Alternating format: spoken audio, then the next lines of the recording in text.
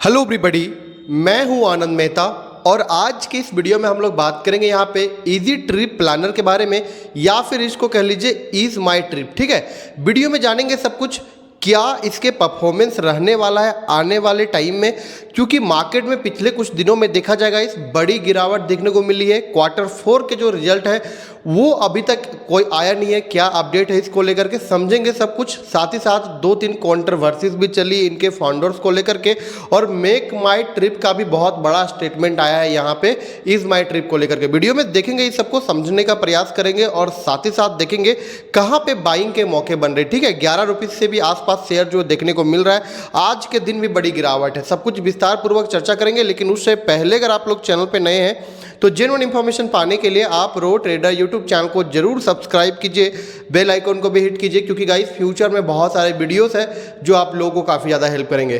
Guys सबसे पहले आप लोग देख सकते हैं यहाँ पे स्कैनएक्स को मैं यूज़ करता हूँ इनके फंडामेंटल और टेक्निकल एनालिसिस के लिए। आप भी किसी स्टॉक्स का फंडामेंटल और टेक्निकल एनालिसिस के लिए scanex.trade को यूज़ कर सकते हैं, और साथ ही साथ स्कैनएक्स में इंटरनली भी बहुत सारे फीचर्स है, उसको भी आप लोग रेगुलरली बेसिस पे यूज़ कर सकते हैं। ठीक है, बस आपके पास इसको यूज़ करने के लिए धन का डीमैट प्लस ट्रेडिंग अकाउंट होना चाहिए, जिसका लिंक वीडियो का डिस्क्रिप्शन मैंने दे रखा हूं, वहां से जाकर के फ्री में धन का डीमैट प्लस ट्रेडिंग अकाउंट आप लोग अपना ओपन करवा सकते हैं। चलिए आगे बढ़ते हैं। यहां पे आप लोग देख सकते हैं 11 रुपीज 52 पैसे के आसपास प्राइस चल रहा है, और आज के दिन 4% से भी ज़्यादा का गिरावट है, 4.63% के आसपास का। पिछले 5 दिनों की बात करेंगे 6.87% का करेक्शन, और एक महीने में बात किया जाए 6.64% के आसपास का करेक्शन, और 6 महीने में देखा जाए तो 21% से भी ज़्यादा का गिरावट है। ठीक है, बीते कुछ दिनों में देखा जाए, खास करके 1 सप्ते 2 सप्ते मार्केट में बहुत अच्छा कंडीशन है।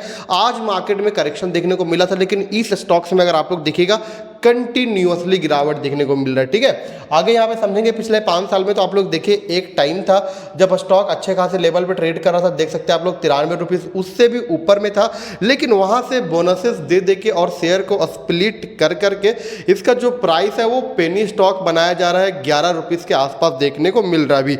और जिस प्रकार से चीजें मार्केट में चल रही इस कंपनी को लेकर के, मुझे लग रहा है अगर चीजें ठीक नहीं हुई तो यहाँ पे क्या है, जो यहाँ पे नीचे भी जा सकता है, सिंगल डिजिट में भी स्टॉक देखने को मिल सकता है आपको। अब चीजें क्या चल रही है और क्या सही करना है, उसके लिए सबसे पहले यहाँ पे हम फंडामेंटल्स के ऊपर जाएंगे और सबसे पहले इनके फाइनेंशियल्स के ऊपर नजर डालेंगे, क्योंकि फाइनेंशियल्स में बहुत सारी चीजें निर्भर करती है। बहुत सारे लोग बोलेंगे प्रॉफिटेबल कंपनी है, 11 रुपीज का कंपनी है, 11.5 रुपीज का कंपनी है, 12 रुपीज का कंपनी है, तो क्यों ना खरीदा जाए। तो मैं आप लोगों को बता दूं गाइस, इसके जो प्राइसेस है ना, वो प्राइसेस के हिसाब से आपको लग रहा होगा कि सस्ता है, लेकिन इसके वैल्यूएशन के हिसाब से अगर देखेगा ना तो सस्ता नहीं। 11 रुपए का शेयर भले मिल रहा है, लेकिन इसकी जो एक्चुअल वैल्यू है वो इसको क्या किया जा रहा है, इसको शेयर नंबर्स को बढ़ा करके बोनसेस को दे दे के और शेयर स्प्लिट कर करके इसको क्या है, पेनी स्टॉक बनाया जा रहा है। ठीक है, यहाँ पे सबसे पहले इनके फाइनेंशियल्स के ऊपर आप लोग नजर डालेगा, क्योंकि इनके Q4 का जो रिजल्ट है वो अभी तक आया नहीं है। जैसे रिजल्ट आएंगे डेफिनेटली हम लोग उसके बारे में बात करेंगे, लेकिन सबसे पहले आप लोग देख सकते हैं 154 करोड़ का टोटल इनकम जो है इन्होंने रखा हुआ है दिसंबर 2024 में, आने के Q3 में। ठीक है, एक साल पहले सेम इसी क्वार्टर में आप लोग कंपेयर कीजिएगा, 165 करोड़ का इन्होंने बनाया था दिसंबर 2023 में, और मार्च 2024 में 173 करोड़ के आसपास का रेवेन्यू बनाया था।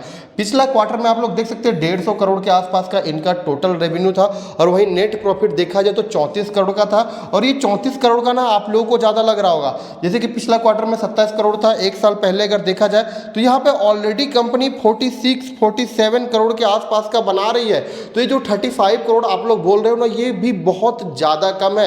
कंपनी को ग्रोथ दिखानी चाहिए था, चीजों को बढ़ानी चाहिए थी, लेकिन कंपनी इन सब चीजों के ऊपर फोकस ना करके ऑलरेडी फोकस क्या करा है, बोनसेस के ऊपर, शेयर स्प्लिट करने के ऊपर। और ये मैनेजमेंट को लेकर मैं कहता हूं कहीं ना कहीं बहुत बड़ी दिक्कत वाली बात है। और इससे पहले सबसे बड़ी दिक्कत वहां से स्टार्ट हुई थी जहां पे कंपनी ने फॉल्स न्यूज देकर के, झूठे वादे करके क्या किया था, एक झटके में अपनी 14% के आसपास की इक्विटी बेच करके निकल गया। अब ये माजरा क्या है वो समझिए। देखिए, कंपनी ने अनाउंस करा कि वो ईवी बसेस बनाएगी और वो जिससे इस न्यूज़ के भरोसे शेयर में तेजी देखने को मिला और उस तेजी में 14% जो है होल्डिंग ये बेच करके निकल गए। लेकिन आप लोग सोचिएगा बेचा तो कोई बड़ी बात नहीं है, लेकिन ये जो 14% की होल्डिंग बेची गई वो मैं आप लोगों को बता दूं कि ये किसी प्रकार से बड़े फंड हाउसेस ने नहीं खरीदा हुआ है, इसको रिटेलर्स को चिपकाया जा रहा है। और जो भी यहाँ पे फंड हाउसेस है वो धीरे धीरे एग्जिट चाहते हैं अपनी। अभी मैं आप लोगों को दिखाता हूँ शेयर होल्डिंग पैटर्न जो अप्रैल 2025 के आसपास का है, और इसके अनुसार आप लोग देखेगा तो प्रमोटर ने पिछले क्वार्टर से नहीं बल्कि पिछले कुछ टाइम से लगातार बिकवाली कर रहे हैं। यहाँ पे जून 2024 में आप लोग देख सकते हैं 64.30% के आसपास पे है, लेकिन वहाँ से एक झटके में 14% इन्होंने बेच दिया और उससे घट करके 15.38% पे आए।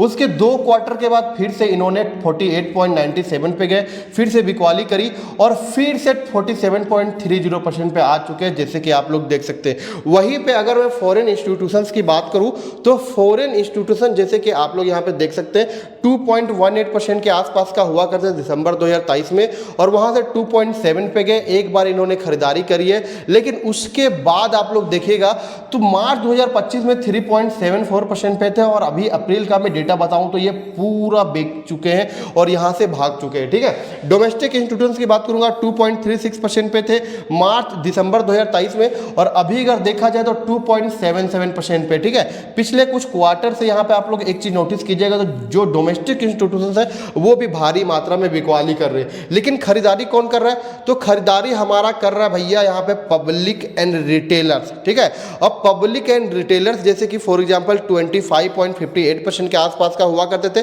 दिसंबर 2023 में, वहां से ये खरीदते खरीदते अभी अगर देखा जाए तो 38.16% पे आ चुके हैं। और एक पार्टी और समझिएगा अदर पार्टीज 11.71% के आसपास का है।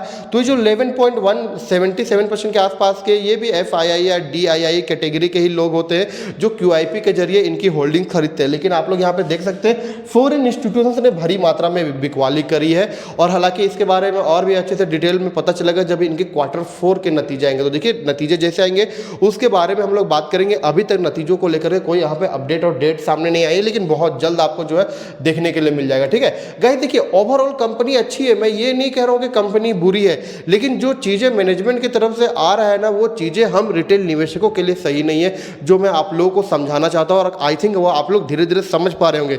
इस माई ट्रिप के बारे में बहुत सारे वीडियोस में बना रहा हूँ ताकि लोगों को समझ में आए, और ऐसे और भी कंपनियां हैं जिनके बारे में भी मैं वीडियो बना रहा हूँ। तो जो भी मेरे चैनल पे है वो सारे वीडियो को देखिए, समझिए। जो भी पेनी स्टॉक्स है तो पेनी स्टॉक्स क्यों है?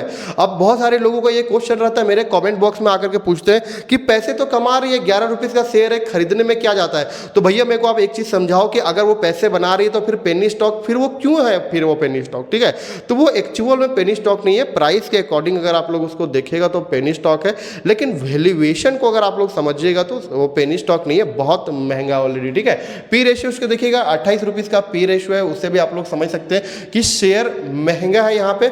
और जैसे कि मैं आप लोगों को बताऊं तो कंपनी का सबसे मेन मोटो जो है वो इनका क्वार्टर 4 नतीजों के ऊपर होना चाहिए। अगर नतीजों में आप लोगों को गड़बड़ दिखती है ना तो फिर ये जो कंपनी है वो सिंगल डिजिट का भी आप लोगों को देखने के लिए मिल सकता है। अब देखते हैं क्या होता है फ्यूचर में। मेरी तो अभी जो हमारी जो अभी विजन होना चाहिए वो देखना चाहिए कि क्या अभी इनके रिजल्ट आना चाहिए।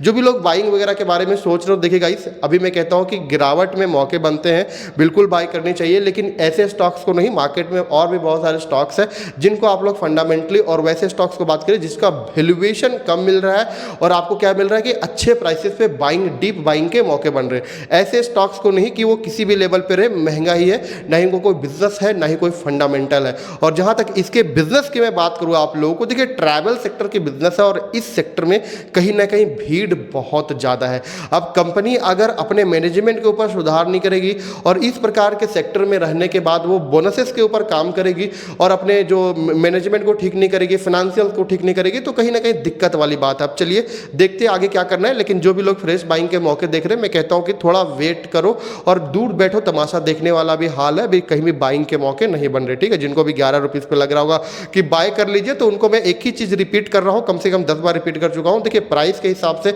भले सस्ता है, लेकिन वैल्यूएशन के हिसाब से महंगा है और बहुत ही महंगा है यहाँ पे, ठीक है। तो देखिए कोई भी कंपनी अच्छा या बुरा नहीं होता है, उनके मैनेजमेंट, उनके बिजनेसेस, उनके रेवेन्यूज और उनके फाइनेंशियल्स बताती है कि वो कैसे हैं, ठीक है, और हमारे लिए वो किस प्रकार से परफॉर्मेंस करेगी। तो यही कहूँगा कि देखिए इनके रिजल्ट क्या रहते हैं, उसके बाद आगे हम लोग सोचेंगे, लेकिन अभी मैं कहूँगा कि दूर बैठो तमाशा देखो। वीडियो में बस इतना ही। चैनल पे नए हैं तो जेन्युइन इन्फॉर्मेशन पाने के लिए आप प्रो ट्रेडर यूट्यूब चैनल को जरूर सब्सक्राइब कीजिए, बेल आइकन को भी हिट कीजिएगा, क्योंकि फ्यूचर में बहुत सारे वीडियोस हैं जो आप लोगों को काफ़ी ज़्यादा हेल्प करेंगे। वीडियो को अंत तक देखने के लिए आपका बहुत बहुत धन्यवाद गाइस, थैंक यू।